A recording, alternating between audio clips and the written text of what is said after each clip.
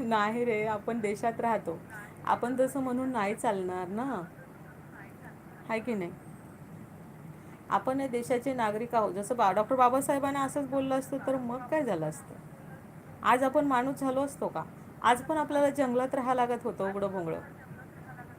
काय? आज पण आपला इंटाळच झाला असता आपल्या सावलीचा, तर मग काय झालं असतं?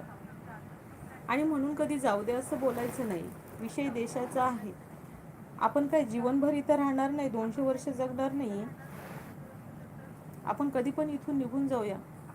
कमीत कमी नाव तर राहील. माझे नातू मला म्हणतील की माझी आई बोलायची बाबा, असं तर म्हणतील की नाही?